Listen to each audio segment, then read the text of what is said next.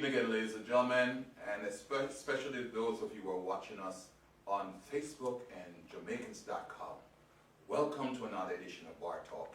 This promises to be an extremely interesting, entertaining edition for a couple of reasons. As you see, at the bar we have two wonderful gentlemen, very much career gentlemen, and we will be talking to them a little bit about the topic for today.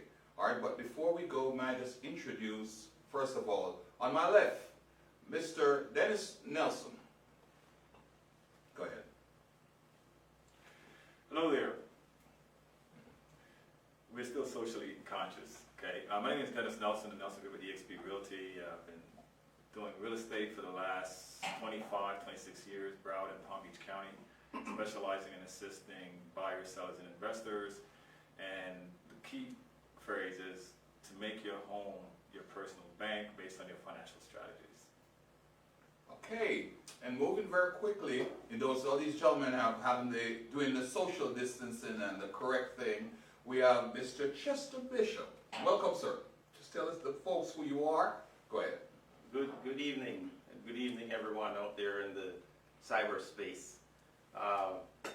Thanks for the introduction. My name is Chester Bishop. Part of Attorneys Title Partners. We're a title agency that specializes in first-time home buyers, and we also run a nonprofit called Housing Foundation of America, which is HUD certified, and we focus on helping first-time home buyers not only get their home, but keep their home. On the other side, one of the things that a lot of people don't know about me is that I'm actually also a thoroughbred horse breeder. Okay, we'll come to that. We'll come to that. I want to hold that off for just a little bit. Okay, so now you've seen both men, folks. The topic for today is what a man brings to the table other than his good looks. I guess we could say these guys are good-looking men. So let me hold and do some housekeeping right here and right now. So, folks, as you know, this is a very interactive program. So we're saying hi to everybody first of all. But when you view this program, please just text in where you're calling from. Say hi. If you know any of these guys, say hi, hello, how you doing?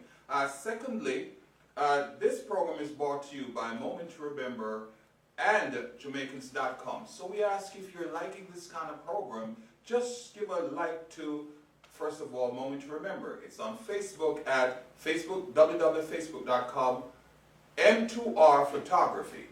And most importantly, this was hosted by Jamaicans.com. So if you're viewing this here, just show them some love. Click a like on Jamaicans.com. You can do two things. You can type in, first of all, Facebook, get on Facebook and simply search for Jamaicans.com, or you could go www.facebook.com/OneLoveJamaica. Okay. So the title of this evening is What a Man Brings to the Table Other Than His Good Looks. But before we reach that title, what I'd like to do is to get to know the guys. So now we're going to figure out a couple of things. Most of you may have seen these guys before. Dennis Nelson is a chartered member at Sunrise Chamber of Commerce, in addition to other things. And as for Mr. Bishop, I don't know where to start with him. So before we start, just tell us a little bit, where in Jamaica you're from? I was born in Kingston, Jamaica. Where in Kingston? In Kingston? Yes. Well, I grew up in close to Red Hills. Okay. Yeah. Uptown guy, folks. No. But I went to St. Jago High School in St. Catherine. How you managed I'm one to do of those that? Jamaicans that spend a lot of time with grandma. Ah! You know, so Okay. I spent a lot of time with my grandmother, who lived, actually she lived in, one grandparent lived in Linstead and one lived in Wagwag. So I spent a lot of summers in the country, and ended up going to high school in Spanish Town to San Diego. Okay, well, that's hot. So we got one mixed information. Dennis, I don't know. Dennis, he's Jamaican. That's a joke. That's a joke. Okay. That's a running joke between us. Okay. Yes, it is. I actually am Jamaican. Okay, I was born in Jamaica and left in 1975 to New York City. So Yes, I am Jamaican. Where in Jamaica are you from? Ironically, Kingston, Jamaica, I was born. Ironically, what's Well, so because, ironic about ironic Kingston? because I just found out that Chester is from Jamaica, from Kingston, Jamaica. I didn't know that, but I'm from Kingston, Jamaica. I left in '75. You left 75. Chester, at what age did you leave Jamaica? What age? I think I was about 20 years old. 20 years old. So you have had a chance to experience some of the things that typical Jamaican youth have done. Tell me some of the things you used to do. Well, I did high jump in high school, played a lot of soccer, nothing where they would call me up.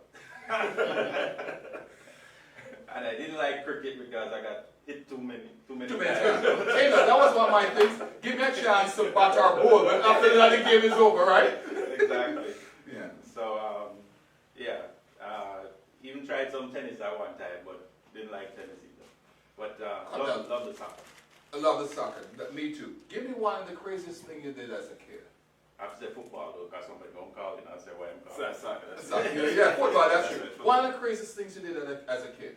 One of the craziest things? Yes. We used to go down to the Rio Cobre River because it used to run by, part of it run through where the high school is. Mm-hmm. And looking back, we used to cross the river even when it was raining and it was rough, and you go back and you think we must have been crazy at the time. No fishing? And they had alligators and stuff in there or something, I heard. But yeah, but you know, the bottom line is you did those things and you didn't really think about them. You know? You just did them as a kid because it was just natural. It was natural. Yeah. Kids don't know fear. And then the other thing is, I remember taking, I used to spend time in Linstead sometimes, and I would take the taxi to Spanish Town. So you had to cross Flat Bridge. And sometimes when it was raining and the water was at Flat Bridge, and the taxi man would still drive over Flat Bridge. And I look back now and I'm like, we're crazy. Your childhood memories. Well, I left at 10, so Like I say, he ain't a Jamaican. Okay, all right. So some may say I'm a Jamaican, but here's the thing: I've been playing catch up. I've been playing catch up, right? So as a kid, the craziest thing I can remember, even going back, as you said, you go back in hindsight and you look at things as a kid. I think it was Red Hills. We climbed up. Remember I left at 10, so this had to have been when I was six or 7. We climbed up the hill, okay, and I remember almost falling off of this thing. I mean, it's like just going down before any real development. So that's one of the craziest things. And the second was going to school. There's the gullies, I guess. They had the big water pipes. And we used to, for shortcut purposes, I remember a friend saying, let's not walk the long way around, let's cross over.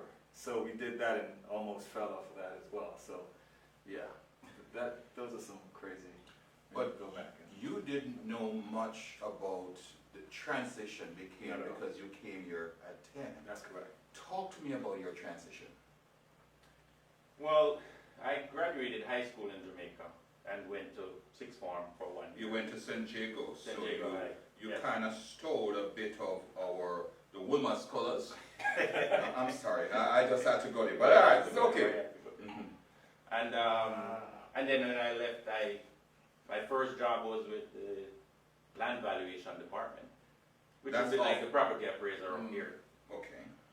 Worked there for a few months, and then I got a job with the Ministry of Foreign Affairs, and I was there for probably about 6 months. Hugh Shearer was head of Foreign Affairs department at that time, and my green card came through after like 10 years, so I had to leave. So You didn't have to, Right? You have to live with family. I stick up in there. Really want to make sure that we give folks. We are practicing social distancing, so you may not see the other folks in the studio. But there are other folks here sitting. We got like 1,500 square feet, like I said. We are sitting all over the place. So behind the switcher, this evening the switcher is not so much about one camera this week. And we'll sort that out next week. But we have none other than my brother, who is like my right shotgun with me every week, is Kevin Stew. Kevin Stew from the night shift or night shift with Kevin Stew, whichever version. And in the house we have none other than Eddie Edwards. And let me say the reverse before I don't get chiseled. Bridget Edwards, the boss of the house. And with her is Eddie Edwards.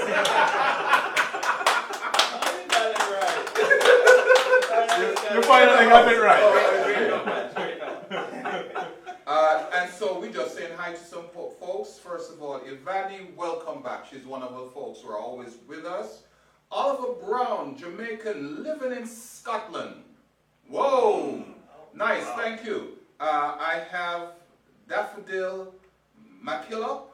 Hey, you are listening from London. Hope under the lockdown. Okay, Denise. Hey, Chester, increase the volume a bit.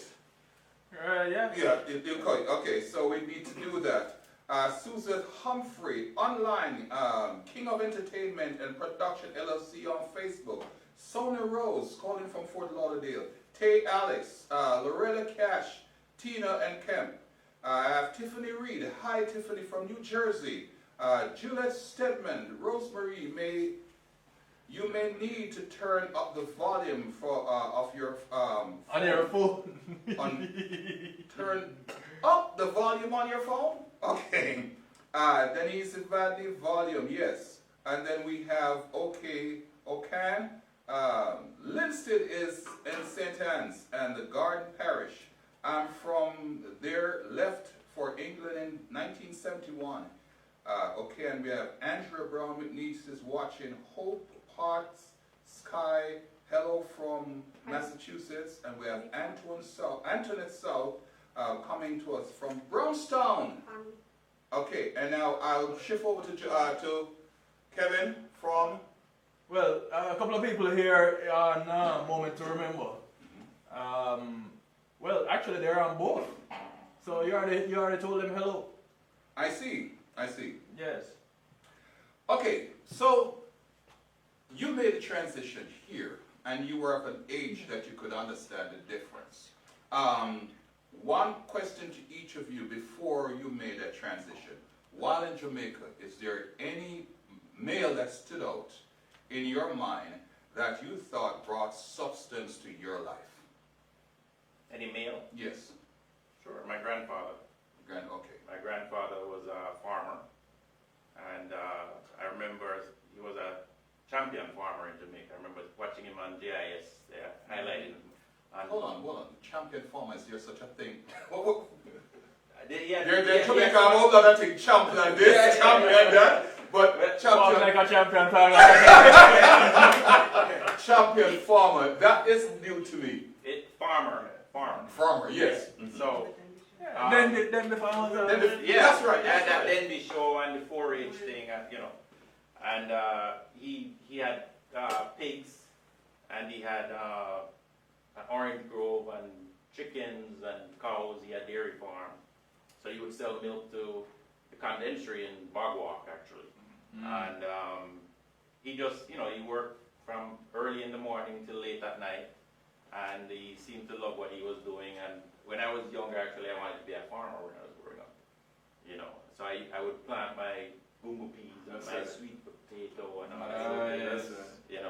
And grow my chickens. I used to sell chicken when I was in high school. I was selling chickens to my grandmother's people at the post office. Wow. Your chickens. Yeah.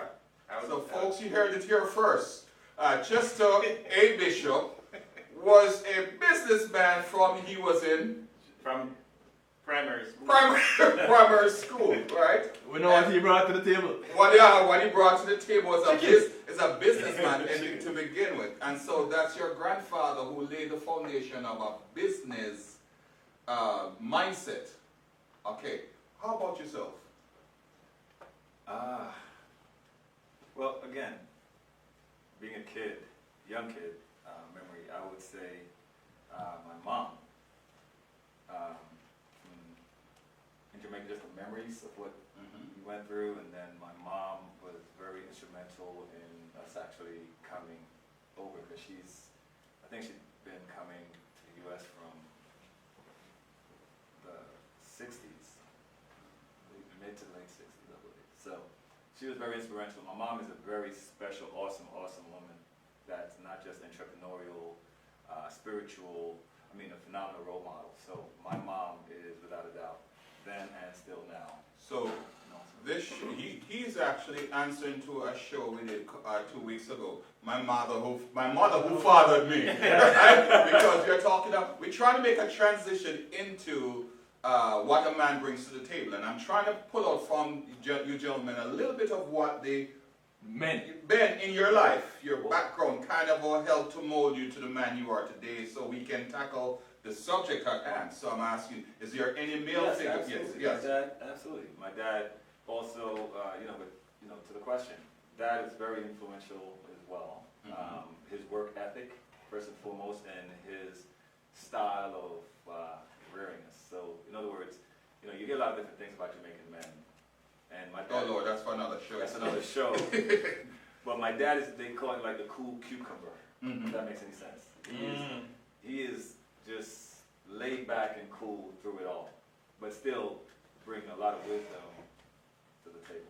So if I'm hearing clearly, your dad brought you that laid-back approach to dealing with things and not the excited, so forth. And Chester, your grandpa, the dad of your life at the time, just show you, hey, there's business, there's money out there to be made. Go get it. So now, let me ask a question. How do you transfer all of this to, now you give me a little bit about what you do again, and some of the contributions you made, because I'm transferring that into the actual topic of the day. Go ahead.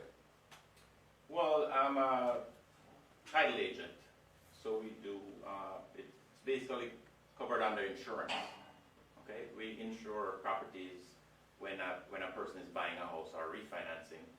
We do a search to ensure that there's no liens on the property, because banks don't lend money on a property that has liens or judgments or delinquent taxes and so forth. So in a nutshell, that's basically what we do. And when I was going to Broward College at the time, I actually wrote a paper on buying your first house. Wow. And actually only got an A. But something from buying your first chicken to buying your first house, that's a leap in itself. Right? And then, I ended up working at a law firm, and they were very involved in title insurance and so forth. So I learned as much as I could. I worked for 12 years, starting in the mail room. Nice. Coming from a little clerical position in Jamaica, where even though it was a clerical position, you had your own office, and you had somebody bringing you water and stuff in your office in Jamaica. So I'm thinking, when I come here, I'm going to get a nice little job, right? Everybody was saying no. So anyway, actually, a young lady from Trinidad that was my neighbor, she heard about this job at the law office, and she gave me the hookup, and it said administrative assistant. So I'm thinking, okay, it sounds kind of cushy, because but it's actually a mail room, delivering mail. Right? So the lady said, that's all we have to offer. So I said, what, I'll take it. So from there, I was able to get into the accounting department and the title company. They owned a title company. So that's where I learned all I could learn. And at night, went to school, went to Broward College, went to FAU, graduated. Typical Jamaican, I had 3 jobs. I worked at Opalaka Flea Market, driving a guy to the Jamaican guy. He had a stall, but he couldn't drive. So I would drive him and stay there all day, drive him back. And then I would work down at 79th Street at night, filing stuff at a food distributor, just filing papers. So, I did the 3 jobs thing for a while. So then one thing I notice about life for a lot of folks, when we see a man who is stable, so we're moving into the topic little by little, when we see a man that is so-called, the word stable, or as arrive, we somehow don't see the struggle behind it, or where he's coming from. We don't see it. And so what a man brings to the table, well, deduction from that, in my mind right away, is that a man knows how to strive, how to persevere, and I don't know if I'm stealing your line of argument, but it is that type of stuff that makes sense to me. What are your early beginnings? I think for me, okay, so I don't know if it's just a Jamaican thing, but certainly multiple jobs was on the table as well. Actually, in New York, I was working there as a kid, and then coming down here, I started working in with the state, mental health, and then corrections, and you know, I just multiple parts with the state. But the work ethic, for me, what comes from it is the interaction that you have with people, and it teaches us something along the way. Mm-hmm. Because in an establishment, in a high-rise building, you have the basement, whether it's the janitor, and you have the president on the top floor. From a hierarchy standpoint, let's say. But I think effectively we need to learn and should communicate with that guy up there as well as the guy there the same way. It's a human being. We're speaking to human beings. We're dealing with human beings. Different issues, different challenges, but we have to communicate with people because we're dealing with people. And I think far too often that's missed. So for me, the work ethic and what I was doing is, the great takeaway for me is, as I'm still evolving into this, is just still learning as a student of life how to interact with people. Awesome, awesome. Just a time out here to Janae Latti. I'm just saying hi here, Janae. She says, hey, you all. We have Gordon A. Charlene, hello to everyone from New York. And we have June Minto. Hey, June, long time no see. She's watching. Andrea Brown McNeish says, hey, guys, Sunday blessings. Stephen Warner, hey, rock the box. How you doing, man? Claudette C. Is watching. Eddie Edwards. Well, Eddie in our house. Is watching. Eddie Edwards is in the house, and is the lady of his house, Bridget Edwards, is also here watching. Kevin Stew in the house. Karen Harrison is hello from Chicago. So we have someone else. And we have Leo Gillen is watching. Hey, Leo, what's up, man? My ball is sweating just as yours, man. So the struggle is serious. Right? Angela Gustin, good evening, gentlemen, from New Jersey. Jackie Clark is watching. That's my classmate, my schoolmate, my one of these folks we went to college with. Jackie, much love for calling from London. And of course, we have Veta Ferguson giving us some nothing but love. Anything, Kevin, from Moment to Remember? Anything new? I think they went over to Jamaicans.com. I don't know what to Jamaicans.com. So let's move right along. We're talking, the topic for today, folks, is what a man brings to the table other than his good looks. And so we have with us Dennis Nelson and Chester Bishop, two guys a lot of you guys may know in the community. And so what I did, rather than running straight into the topic, was to get a feel of background from these gentlemen. Some of you may know them well, but you may not know just some of the things about them, and I have a couple more things to ask them in between. But we're trying to develop a little bit of skill set, a little bit of mindset about them as they transition into this topic, what a man brings to the table. And just before I ask that, I'm going to steal something from someone, and he's going to probably knock me out afterwards. When Chester Bishop is not dealing with titles, he's not dealing with mortgage, he's not behind a desk, what Chester Bishop loves to do? What do I love to do? I love to spend time with the kids. How many? 3. Okay. But various ages. Okay. I'm just going to leave that one alone. That's another show, right? That's another show. Right, another show. But I love animals, and that comes from the whole farming thing. And I had relatives in Jamaica that were into horse racing. I had a cousin that was a jockey. And my stepfather used to own racehorses in Jamaica. So somehow between the farming and whatever it is and the animals, I ended up just falling in love with horses. So I actually breed horses in Ocala. Oh, and we sell them, and if we don't sell them, we race them. And I'm actually the vice president of the Florida Horsemen Association. Wow. Over at Gulfstream Park. Nice. So we have about 6,000 members, and we represent the owners and trainers that run throughout the entire state and in some parts of the country. So that's What you like to do? what I like to do. I love naming the horses.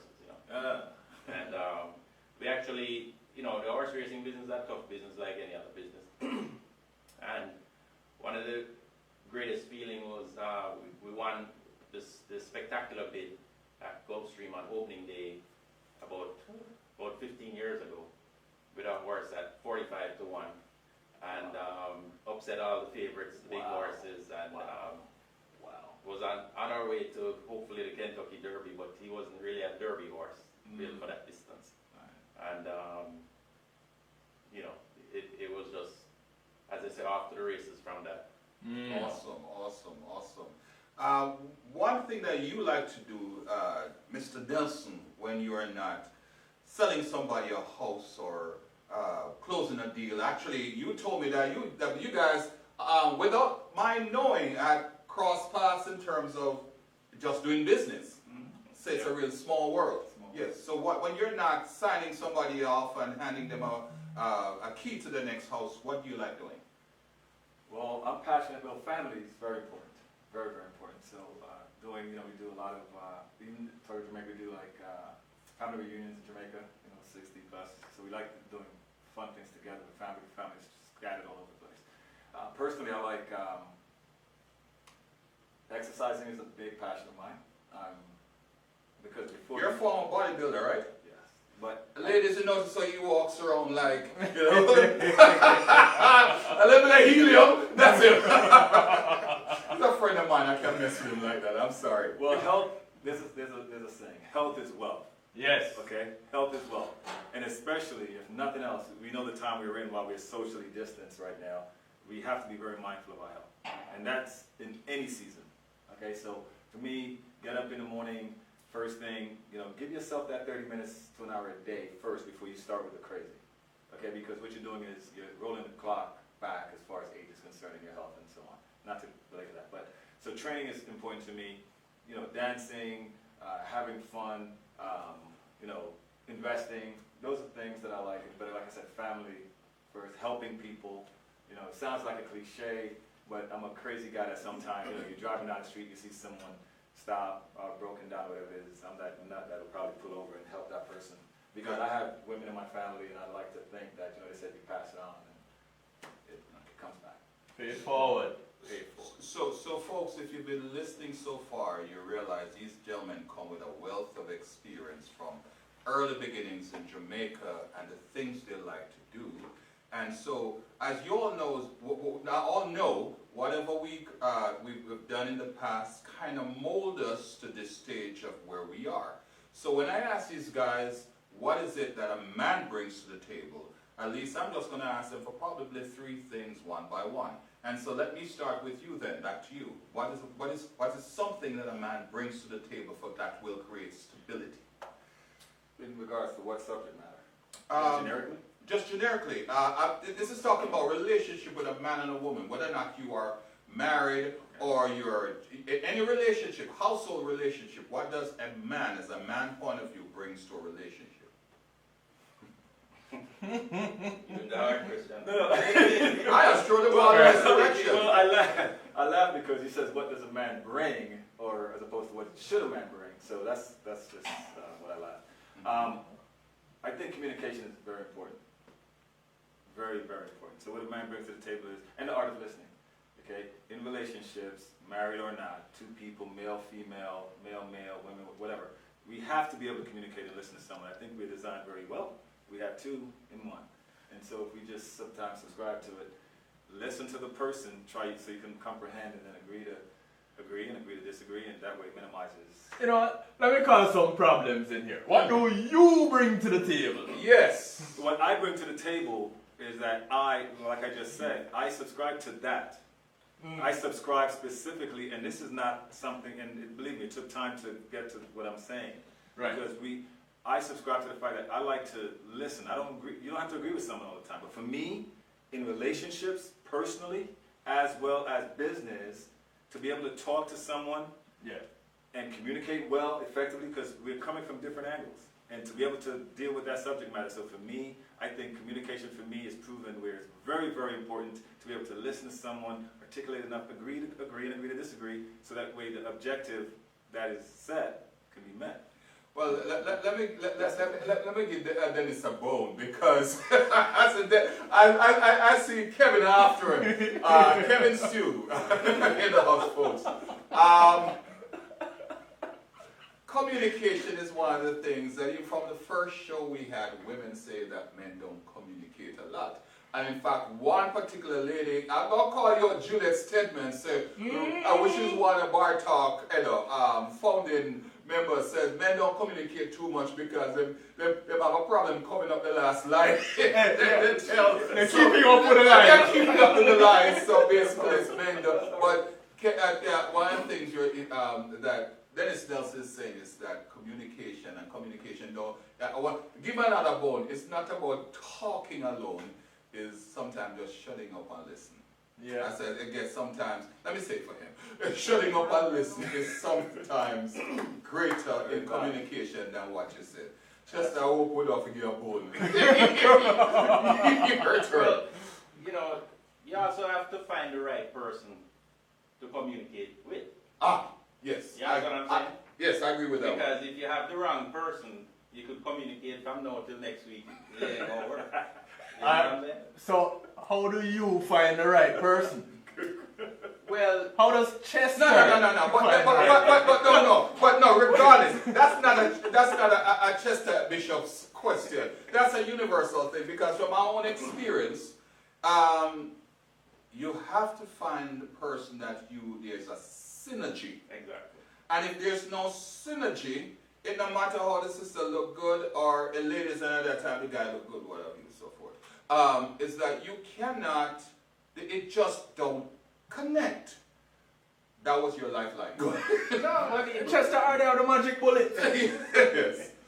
No, I mean, I remember somebody said, we're talking about Halle Berry one time, and somebody said Halle Berry can't seem to stay married or something like that. And she's such a beautiful woman. I don't know Halle Berry or anything about her, but sometimes, like you said, it's about communicating and finding the right person to communicate with. Because if you're just reaching out to the first person that sounds good, that might not be the plan. You don't have to settle, so to speak. And we're not talking about necessarily how pretty or beautiful the person is, but how the person can communicate and understand you. And I believe somebody has to love you for you to love them. And again, just 1 second, Dennis. But sorry, Dennis. The reason why I like this because what Chester is saying is something that I have learned from life experience that works, and let me take a little bit of time to do something that some folks don't get mad at me. You go to church. New brother come into church. Him have a job. Him dress nice. Him have nice clothes. Sister is in the church a long time. None of the brother them around they kind of fit the bill. Brother come in and everybody say, why sister so-and-so, brother so-and-so look like a nice couple. And people set up people. And they will go to the next level. They say they've joined the same club, they've joined the same organization, and they do the same kind of work. So they must be compatible. And people have a tendency of connecting people. And then after there's no, like you say, I'm using the paraphrase you say, no synergy. And therefore now, after you go to church and everybody look and they're the nice looking couple and you can imagine, what kind of kids they're going to have. But when they meet together to talk, there's nothing there because they see things different. Wrong or right? What do you say? No, it's absolutely true. I'm not a big, believe it or not, I'm not a big talker or communicator. I get that sometimes. Okay. You don't talk enough. You expect me to read your mind. Oh! So is it that but communicators just don't talk? Both. It's just the truth. You have sometimes especially when you have a long day and you're busy and you're tired and whatever, she might want to talk and you don't want to talk. Right. It's just the truth. But that's the good thing thing but is, the person. she's the right person for me because she understands. See, I told you he has the magic bullet. So that's the synergy. But, okay, so on the other side, just same thing. I agree with everything you both said. Everything. However, two people, to your point, Luke, two people that's been set up, so to speak, right? And we're all wired differently. However, that's transformed to you. We're wired differently, right? And so if we have some basic understanding going in, meaning nothing has a meaning, that the meaning we give it, and once we're certain of that meaning, it's going to cause us two things only, pleasure or pain. That's it. So stop and think about that. Like some people say, there's a lot of ways you've heard this same thing differently. But if a person understands, you can talk to a person and you can actually say, listen, I agree with you, or let's agree to disagree. You see it that way, I see it this way. And basically, there's no emotion that's going to come from that. You understand? You see things differently. And agree that you see things differently, and leave it well enough alone, and they'll carry it on with you to create resentment and so on.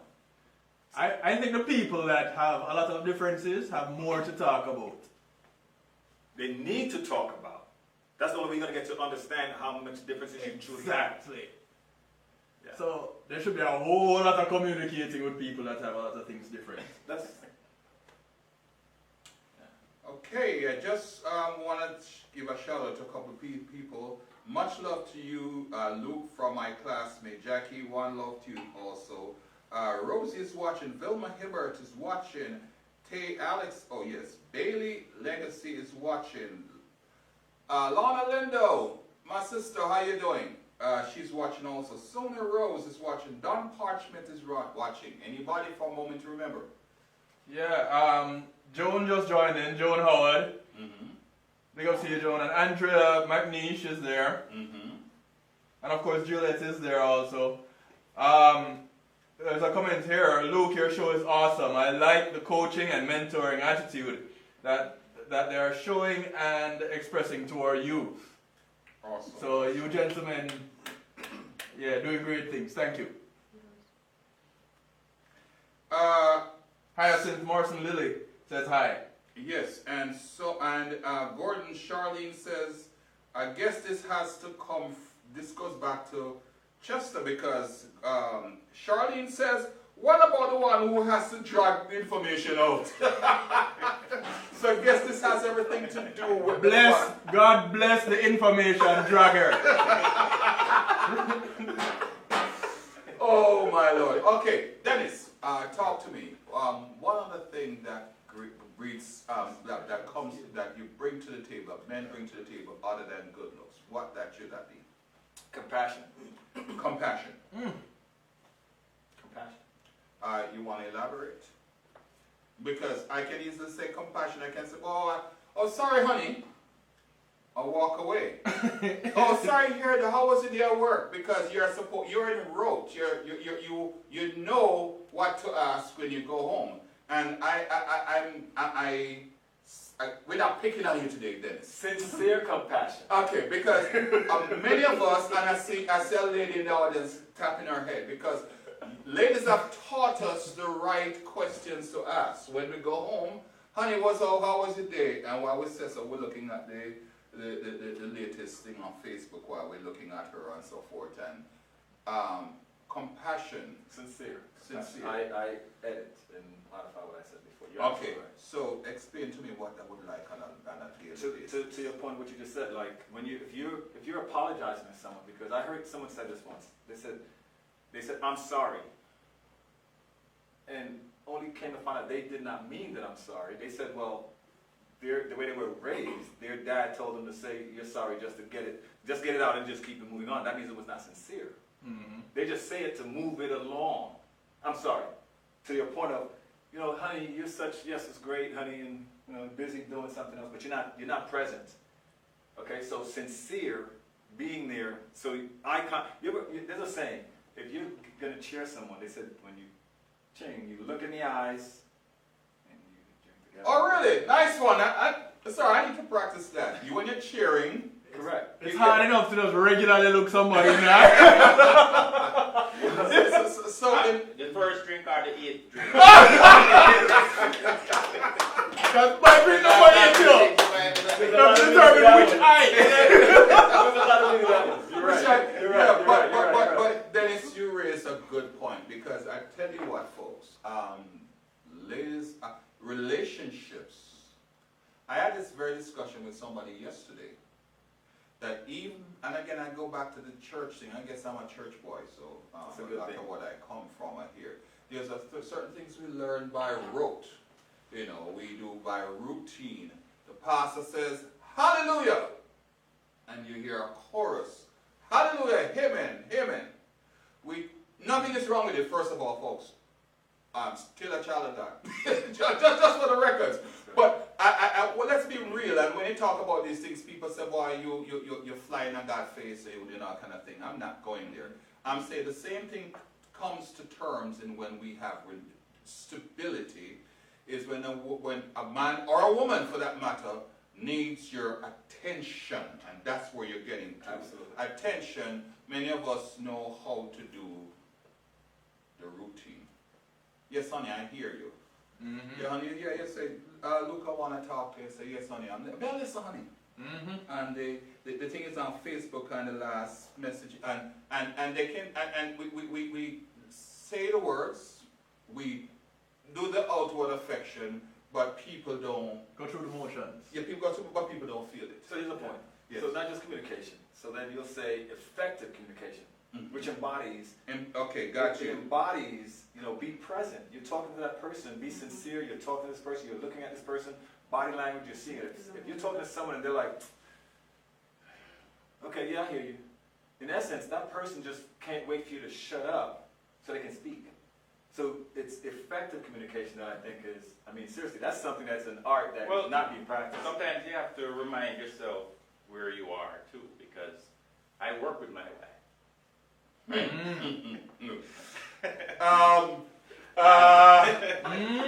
Eddie, Mrs. Edwards. Love simple rules. What's the right? At the office, she's the boss. At home, no. At home! I'm the boss. That's at not Freudian home, slip? She's the boss. Is that a Freudian slip? If you're not, and let me just interject for folks who is not. She's always the boss. Not hearing. That is the real story. Eddie Edwards and Bridget Edwards are in the studio. You can't see them because, like we said, social distancing, and you can't see them on camera. They're kind of spread out. But Eddie has a simple rule. When as Chester talked about working with his wife, Eddie has a simple rule. Eddie says, at work, She lets him be the boss. Eddie said he's the boss. No. I didn't say that. And then there's the truth. Said that. But in reality, And then there's the truth. And then there's the truth. And then at home, the real boss takes over.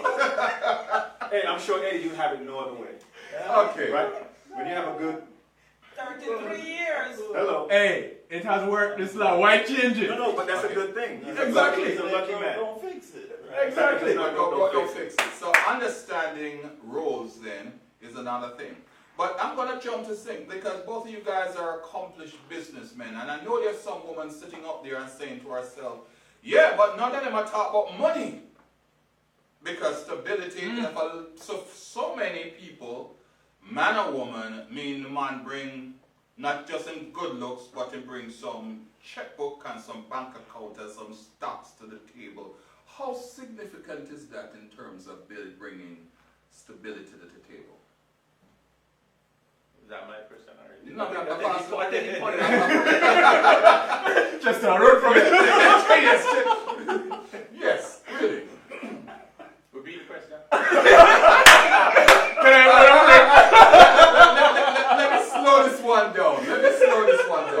Like I said, yeah, it's getting hot in here. For many I women, remember that she might be listening, right?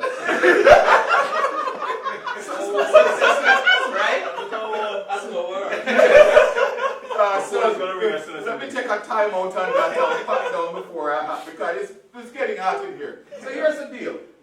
So many women who are listening here right now, they're saying, yeah, all of them man talk about communication and then talking about being able to listen and respond and to be genuine with your affection and about making sure you find correct synergy.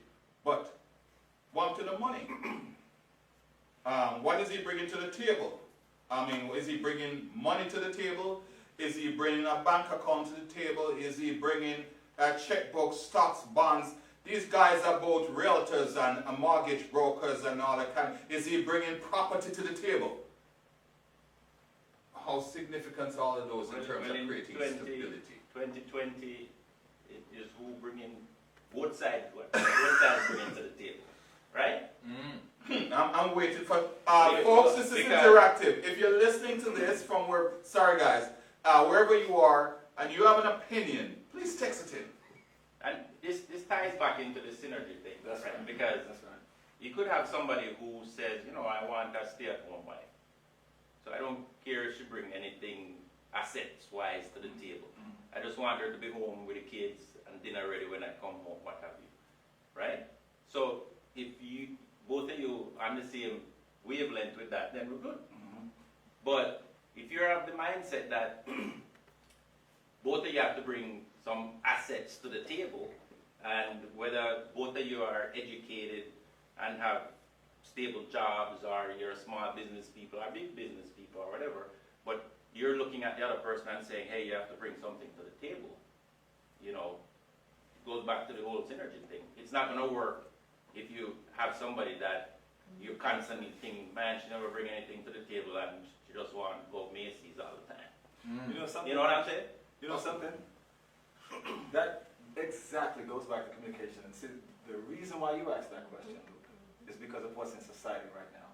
Because let me tell you something. The most important thing in a relationship is not money.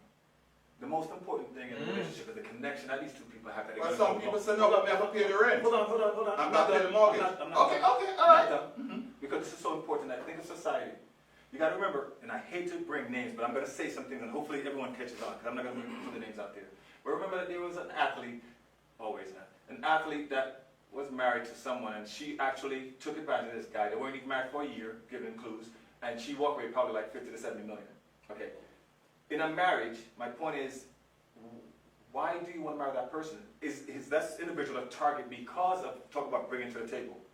And not to make it an unfair thing, man and or woman, but in society how it's set up right now, where women is looking, they're doing this to get. Now here's the thing, if that's going to be a sincere woman, like Chester just said, depending on the lifestyle, the home styles you want to have, then that's important. If you want to have a stay-at-home wife, not going with that old adage, let me be clear so I don't get targets at me. Not going with that old adage. You already got them. I'm there for that Wait, exactly. That's an old adage that some men believe. Right. And to me, I believe women are the smartest sex to begin with, first and foremost. But not every woman. Seeking. No. Women, listen, first of all, there's a lot of dynamics why women are the smartest sex, right? Women are the smartest sex, but not every woman is smarter than every man. Right? Having said that, men do stupid things, men die off, there's no women, whatever. Right. So, but women are smarter because women in their homes growing up are taught certain things. Guys are out doing stupid things, doing whatever, and we grew up and we do certain things. So my point is, having said that, so there are women that now will think, and it's out there already, that they're going to go after a guy, they see whatever his title is or whatever he's doing to see what they can get. If they have communication, and this guy says, you know what, this is the right woman for me based on her upbringing or her pedigree or whatever it is, vice versa, you got to communicate first to see if that's the right fit, the right synergy. So it's not to me, yes, the rent has to be paid, all these things have to be done, but you got to have communication along that way. If you love that person, is it the love of money? There's a lot of people that have a lot of money and have no happiness. Yep. What's important? Let me throw another fly in the ointment. One of our listeners who know us all, in fact, says, to me, it's kind of difficult because unless he puts a ring on the finger, which again is another show, then it can't give me no stability. You have an audience member that And so what a man brings to the table if he's serious is a ring. Chester, you're married. Put a ring on it. Mr. Nelson, you are not married. Okay, Chester, take it from me. Does the ring mean stability? This is my second go around, okay? So be careful how you talk. But that being said, Yes.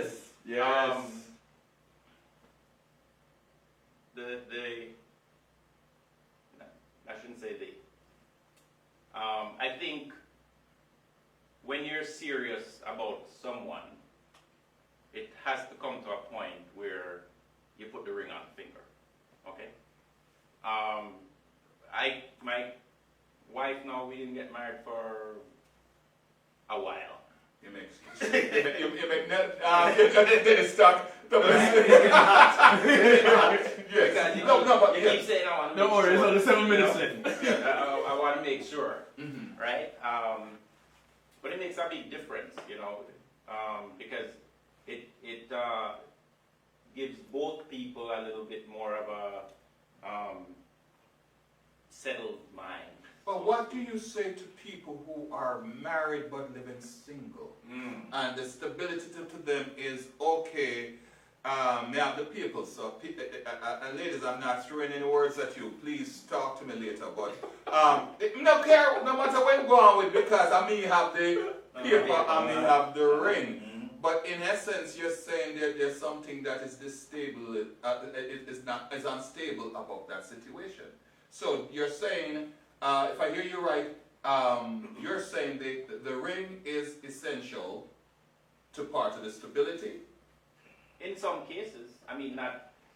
You gotta go home to a wife. What's your case? It is. I mean, but that doesn't mean both of you have the same. Like for me, I could live together and not have a ring and live with that one person and not stray all over the place and all that wonderful stuff. And what would be that stability? What would be the stability? And and you think that person would think likewise? No. So the point then is there's a different definition to that ring. Man and woman may have a different definition to what having that ring present or putting that ring on it means. But when you understand, I think when you understand, for example, what it means to the person, and if you're committed to that person, You wanna do then it. you're not doing it just to do it or to shut her up, as they say. Right. You're doing it because you really sincerely think that it's going to be better for both of you. So ladies, you have heard it here first then.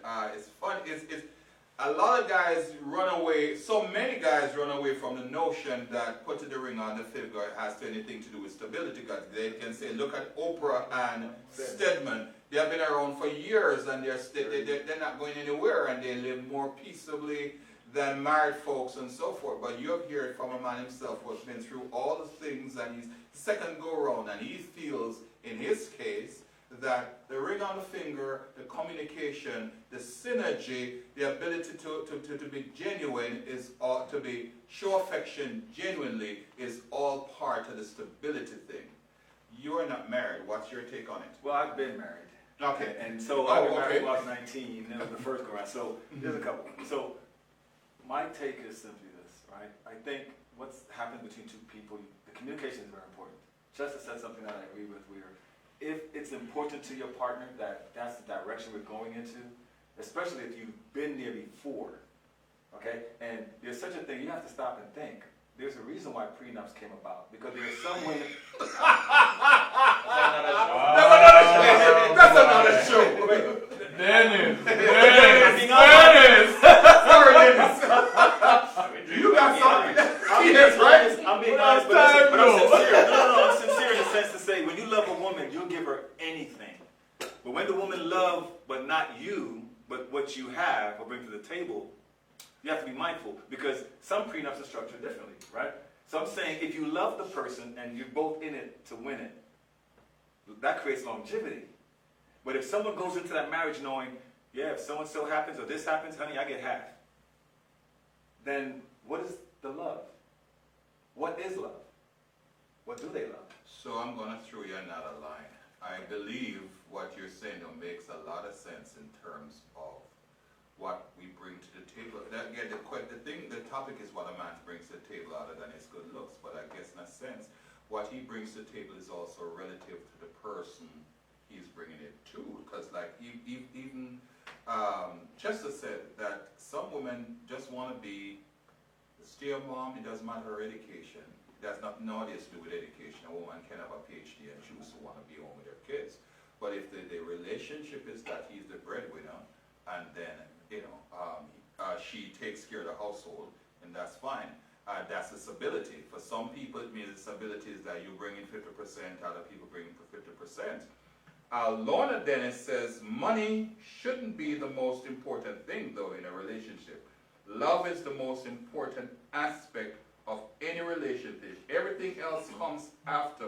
A ring seals the deal. So, Lorna, if I understand it clearly, the ring is not a deal breaker, but it's something to, I guess it's a cake then, right? No matter how good the icing is, if the cake is not well made or tastes like egg, then the whole thing don't make sense. All right. Juliet says stability comes before the marriage. Stability continues in the marriage. If you're not in a stable relationship, you're not ready for marriage. Juliet, I gotta get a 1. You guys agree? Mm-hmm. Because the marriage is not going to change and make it stable all of a sudden. Right. And it's so funny because so many people say, if you love me, marry to me. That's another show. If you love me, but love and what I bring to the table are, what do you say, is it two different, are they two different things, or is it, But remember, love don't mean you're agreeing with the person all the time, right? Maybe it's a 50-50, half the time you don't agree. Some people say love. You agree to disagree, and sometimes you just agree to don't even go there. That's right. Let's be business. Right? So wow. As we look to wrap up, closing thoughts. Closing thoughts, I think what men bring to the table and should bring to the table is, again, effective communication. Regardless of what the relationship is, based on the mutual desired outcome. And I think this show is great. Hopefully we share some things, and no targets on our backs or anything like that, but it's information and it's informative, and what we bring to the table is, men, we love women, we love our women, and we just want our women to get to know us, and whatever a woman wants that we love will get whatever they want. Okay, let's just say hi to a couple of people before we close out. Mitch McLean. Mitch, love you, sis. Lee B. Beep Burke. I don't know if anybody can do the pronunciation that is watching. Hi, how you doing? Understand if we missed any of you, because there's a little bit of a delay in broadcast, folks. So whatever, sometimes we close off and the messages keep coming in. So please understand that one of the things that I do, and I promise to do, is to respond to you. And if you really have anything that needs to be said on another program, we will say it. We will mention it. So don't feel disheartened if sometimes we don't get to it. It's actually a slight delay through everything. Mitch McLean says, hello, gentlemen. Mitch McLean, Red Fox. Explain, Mitch. Okay. Ellen, hello, J.A. How are you? Then he said, the communication is key between both parties. Also, both parties need to be financially stable. She says, but also between them both, the parties, but also need some financial stability. Say now what she's saying, because some ladies believe if you ain't got it all together, yeah, she's saying it has to be balanced. Independent. Independent and balanced. Again, it's about the relationship. So here's the question. If he loves her, if he has a lot of money, she has all the money she wants, but he does not show his love for her, then what? What happens? In her mindset, is it the money that's more important, or the love and the action of the love that he shows her? Not a show. Because the problem is sometimes a guy comes with everything else without, he's still working on the money side. Does that make him Less of a man? I didn't touch it. So the single woman that have a whole lot of money, what does she get? She says she already had it. Yeah, Okay. the single woman that has a whole lot of money, she has everything. Yeah, so what what does do she you bring? get? So What Kevin do you is bring saying, in? a single woman who already has all the money, you bring in money don't necessarily bring stability, because she can do it all by herself. So it's everything else that we spoke about earlier. Just a Vice Mayor Maxwell Chambers, some Yeah, Miramar, where we all live, right? Hey, Vice Mayor, thanks for joining us. One of these days we need to have you on the show, my brother. He's another Jamaican there doing some great things in Miramar. Paul Blake, my buddy, Hey! classmate, Paul Blake is watching. King's Jamaican is watching. No problem with the love. The problem with love is that it's transient. Ouch. And somebody said something like that before. She says, I thought I loved my husband at first, but after 21 years, you really know what true love, the true meaning of love. So that could actually be taken. That came from Elaine McIntosh. And Red Fox is a friend that I'm saying hello to. She's Red Fox. Oh, she's what? Oh, okay, understood. Ultimately, everything comes down to trust. That says that from Denise Erskine. Hi, Denise. Chester. Quick thing here. Yes. Quick thing here. Joan says money is an important tool. My mother used to say money make the mare gallop. I like that one. Yeah, you would. In all honesty, how many of us tell our kids to marry into a relationship with someone who is out of a career or doesn't have an education? It also points to money, now or in the future. Awesome, awesome. We are out of time, folks. So Chester, you give me a one thing. I have a close thing. Chester, do me a favor. For ladies and gentlemen, just so if you're joining in with us, we had a wonderful evening discussion. It went faster than we can. We couldn't finish it. So, as always, there's so much to continue next time. But we had two wonderful gentlemen here. We had, they're both realtor, and you do it all. Realtor, you do the brokerage, you did insurance, you do, okay. We had Mr. Dennis Nelson, and we had Mr. Chester Bishop on the show. The title of today's show is What a Man Brings to the Table Other Than His Good Looks. We couldn't go through it all, but we found some wonderful notions, and some of the notions we came up with, the fact that one, there had to be effective communication. That effective communication is also synergistic. In other words, in order to you to communicate, you had to find the right person. That what fits one may not fit all. That when you communicate with somebody, when you show affection, it is not supposed to be affection that is based on routine, something you learn and you just say it because you want to say it, but it has to be genuine. And there's something about money that it has to be on the table, or we need to see exactly a balance in terms of how we pay our bills. But the conclusion is that money is not everything, but we have to find real love, and real love is case by case. Next week, we have another show. I would like to title the show even before I've discussed with the guys, because there's some young guys coming on next week, lawyers and doctors, and all of them are below 40 years, I think. So I'm calling it Young, Gifted, and Black.